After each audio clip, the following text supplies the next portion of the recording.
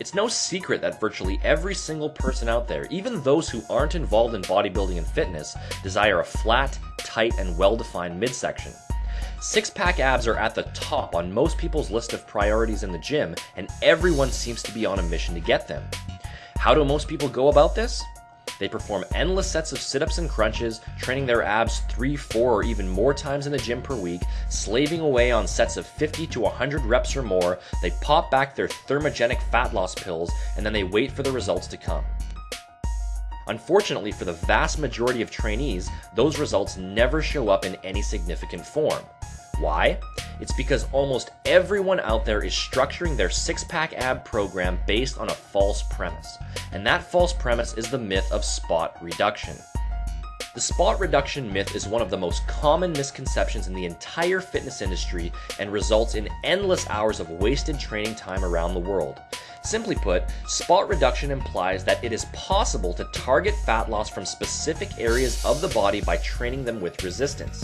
For example, spot reduction would imply that training your biceps with weights will burn fat off of your bicep area, or that training your chest with weights will burn fat off of your chest area.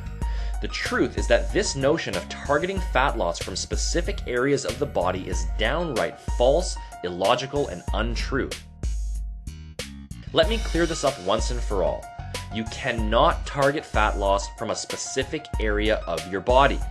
Let me repeat that again because it's so important. You cannot target fat loss from a specific area of your body.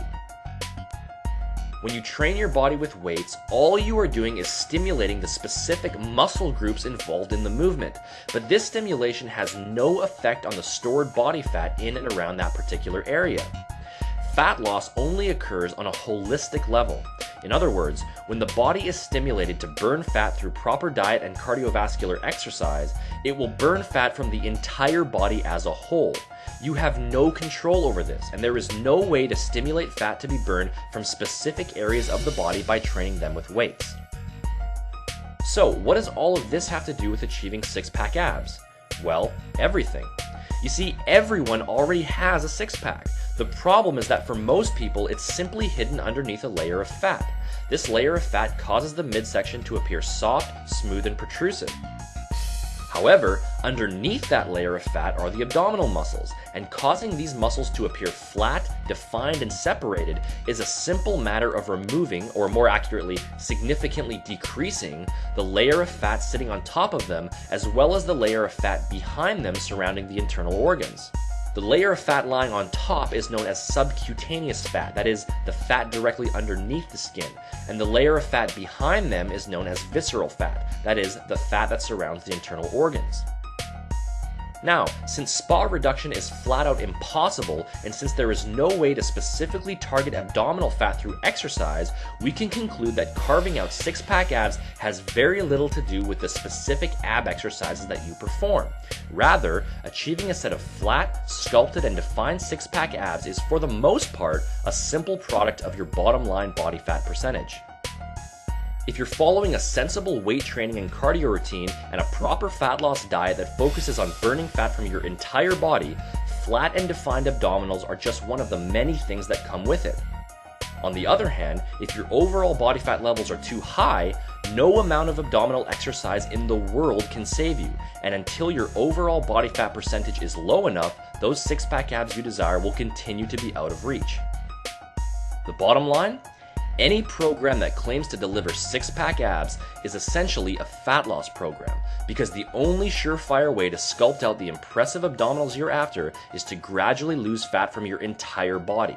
As you lose fat from your entire body, your stomach will continue to flatten out, and the layer of fat underneath the skin will continue to melt away, revealing those impressive abdominals that were there all along but simply couldn't be seen.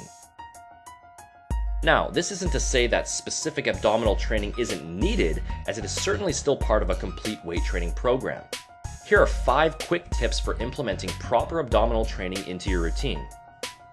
Number 1, train your abs directly 1 to 2 times per week. The abs need time to recover and grow just like all other muscle groups, and because they are stimulated indirectly on virtually every exercise you perform in the gym, they don't require a lot of direct work. Number 2, perform each set using a rep range of about 8 to 15. You would never train your chest or your biceps using 50 to 100 reps, so why train your abs that way? Again, the abdominals are just like all other muscles and therefore should be trained in the same fashion. Number 3, perform between 3 to 6 total direct abdominal sets per workout. As long as you train hard, you do not need to perform an endless number of sets. Keep in mind that since the abs are constantly being worked when you perform all of your other exercises, they don't need a large amount of direct work. I don't see any reason at all why anyone would need to perform more than 6 direct sets for their abdominals per workout. Number 4, focus on basic, straightforward exercises. You don't need any fancy workout gadgets or revolutionary techniques to get an optimal abdominal workout. Stick to basic, straightforward movements such as weighted crunches, rope crunches, Swiss ball crunches, weighted leg raises, hanging leg raises, and Swiss ball leg raises in order to get the best results.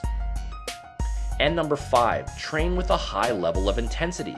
The abdominals respond to muscular overload just like all other muscle groups, and in order to get them to respond, you must be willing to train hard. If the last 1 to 2 reps of each set are not extremely difficult to perform, you're simply wasting your time.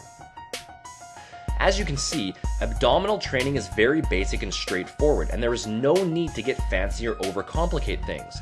Training your abs is certainly important, but it simply needs to be understood that direct abdominal training is merely being used to develop the abdominal muscles and is not helping you to burn off the fat stores in and around your midsection, which is by far the most important overall factor.